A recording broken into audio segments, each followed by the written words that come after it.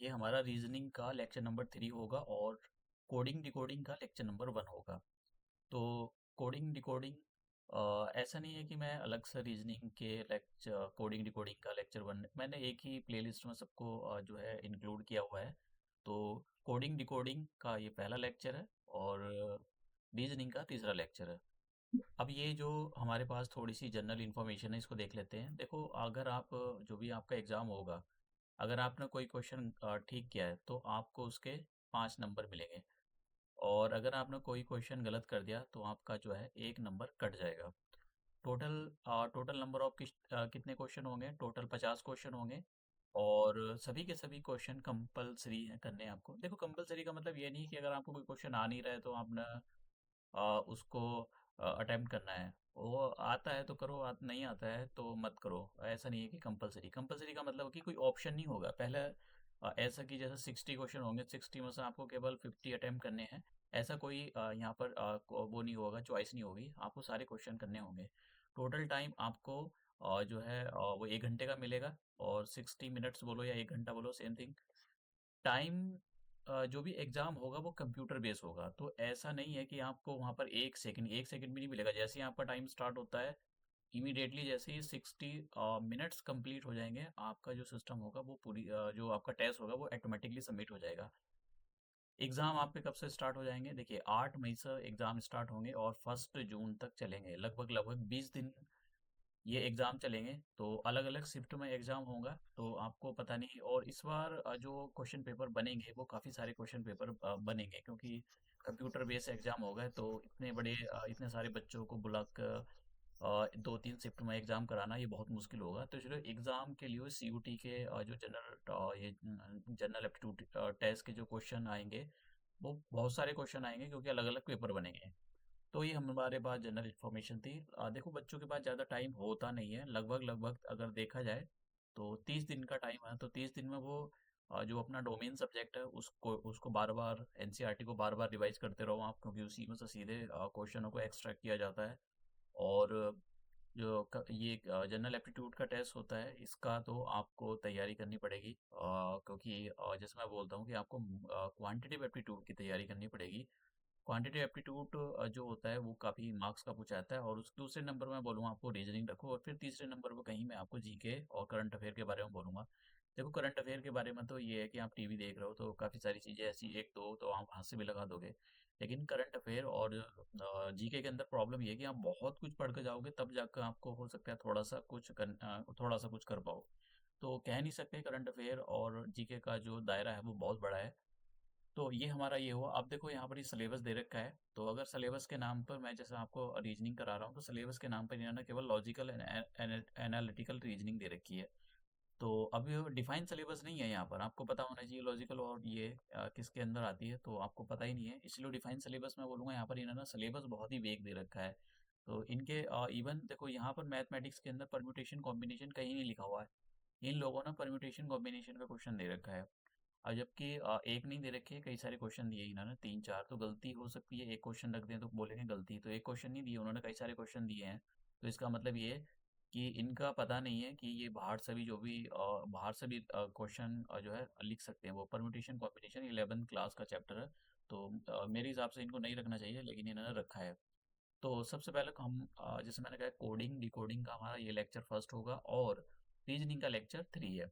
तो इस टाइप के क्वेश्चनों को कैसे किया जाता है? देखो, इस टाइप के जो क्वेश्चन होते हैं सिंपल होते हैं, तो आपको ऐसे नहीं है कि बहुत टाइम लगाना है। मैं आपको बताता हूँ कैसे इसको इस टाइप के क्वेश्चनों को सॉल्व किया जाता है। तो पहले आप जो है क्वेश्चन में ये देखो कि क्या पूछा गया है। जैसे उसने पूछा है, who will teach in a class. Class में कौन टीच करता है? तो टीचर पढ़ाता है। और ये ऐसा बोलता है, in the cook is called butler. Cook को जो है बटलर बोला गया है। Butler is called manager, manager is called teacher, and teacher is called clerk. तो अब क्लास में कौन पढ़ाता है? क्लास में पढ़ाता है टीचर, तो टीचर को क्या बोला गया है यहाँ पर? क्लर्क। तो आंसर क्या हो जाएगा? क्लर्क। डी डी ऑप्शन हो जाएगा इसका। ठीक है, क्लर्क इज कॉल्ड प्रिंसिपल, फिर ये आगे नहीं पढ़ेंगे इसको, बस ये देखना है टीचर को क्या बोला गया है।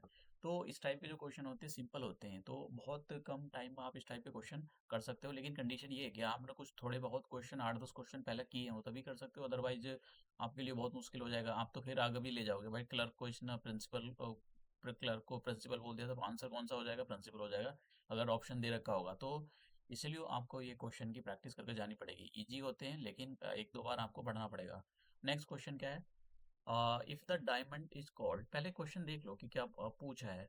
और मैं आपको रिकमेंड करूंगा जो क्वेश्चन में पूछा गया है पहले उसको एक बार पढ़ लो। वो लास्ट में हो सकता है, लास्ट में दिया जाए, ज्यादातर तो लास्ट में दिया जाता है। Which is cheapest jewel, cheapest jewel क्या है, तो इसमें सब में क्या दे रखा है, एक तो डायमंड दे रखा है, मतलब डायमंड पहले पढ़ लेते हैं। Diamond is called gold, gold is called silver, silver is called Ruby, Ruby is called, और ये तो यहाँ पर सबसे सस्ता क्या होता है इसमें से अगर देखा जाए, दैट इज द सिल्वर, और सिल्वर को क्या बोल गया, रूबी। तो आंसर क्या हो जाएगा यहाँ पर, डी ऑप्शन, रूबी। तो ये आंसर हो गया इसका। Next question, if eye is called hand, eye को हैंड बोला गया है, hand is called mouth, mouth is called ear, ear is called nose, and nose is called tongue. तो बीच with which of the following would a person hear, तो एक person किस सुनता है, कानों से सुनता है, तो कानों को क्या बोला है, here, ear is called nose. तो आंसर कितना हो जाएगा, सी, नोज। तो इजी क्वेश्चन है, बस ये है कि आपने प्रैक्टिस की हो। देखो कोडिंग डिकोडिंग से काफ़ी क्वेश्चन आते हैं, अगर आपने पिछले साल के क्वेश्चन को अच्छे से देखा हो, बहुत सारे क्वेश्चन आते हैं। तो कोडिंग और डिकोडिंग में भी अलग अलग टाइप, कोडिंग डिकोडिंग में भी टाइप हैं। तो जैसे मैं यहाँ पर ये करा रहा हूँ, ये फर्स्ट टाइप है, आप इसको सेकंड टाइप या थर्ड टाइप जो भी टाइप देना है वो दे सकते हो, लेकिन ये टाइप 1 दे दो आप। तो ऐसा नहीं कि टाइप 2 दे दोगे तो इसका मतलब कुछ नहीं है, मतलब फर्स्ट टाइप के क्वेश्चन मैं करा रहा हूँ आपको। अब यहाँ पर क्या है, नेक्स्ट क्वेश्चन में क्या है, नेक्स्ट क्वेश्चन में ये पूछा है कि what would be the colour of human blood, तो ह्यूमन ब्लड का कलर कैसा होता है, ह्यूमन ब्लड का कलर होता है रेड। तो रेड को क्या बोला गया होगा, यहाँ पर कुछ बोला होगा, देखो, और ग्रीन, हाँ शुरू से पढ़ लेते हैं, ये रहा, रेड इज कॉल्ड येलो, सीधा answer, red is called yellow. तो आंसर कितना हो जाएगा, येलो। पूरा पढ़ने की भी जरूरत नहीं, आप पढ़ सकते हो पूरा। If white is called blue, blue is called red, red is called yellow, yellow is called green, green is called black, black is called violet, violet is called orange. इस टाइप के मतलब स्टेटमेंट लिखा रहता है, लंबा चौड़ा सा statement. तो आप सीधा क्वेश्चन पढ़ो क्या पूछा है, और सीधा देखो कि उसकी जो वो जो है उसको क्या बोला गया है। जैसे यहाँ पर on what would a man sleep, एक जो मैन है वो किस पर स्लीप करता है, सोता किस पर है, तो बेड पर सोता है, लेकिन बेड को यहाँ पर क्या बोला गया, विंडो। तो आंसर क्या हो जाएगा, विंडो। देखो सी ऑप्शन हो गया। Next question, with which of the following is use for washing cloth, washing cloth, तो कपड़े धोने के लिए आप क्या करते हो, कपड़े धोने के लिए या तो साबुन का यूज करते हो या सरफ का यूज करते हो, तो सोप का यूज करते हैं हम, सोप इज कॉल्ड इंक। तो सोप को यहाँ पर क्या बोला गया, इंक बोला गया है, तो आंसर क्या हो जाएगा, इंक, यानी डी ऑप्शन हो जाएगा। Next question, then from where will a women draw water, तो एक औरत पानी कहाँ से निकालती है, कुएं से निकालती है, वेल से निकालती है, और वेल को यहाँ पर क्या बोला गया, वेल इज कॉल्ड आइसलैंड। तो आंसर कितना हो जाएगा, आइसलैंड, यानी option number C. Next question, if green mean, यहाँ पर क्या पूछा गया, what is the colour of the clear sky, clear sky का जो कलर होता है वो ब्लू होता है, और ब्लू को क्या बोला गया है यहाँ पर, ब्लू मीन्स ऑरेंज, ब्लू को ऑरेंज बोला गया है। तो आंसर कितना हो जाएगा, ऑरेंज, यानी डी आंसर हो जाएगा।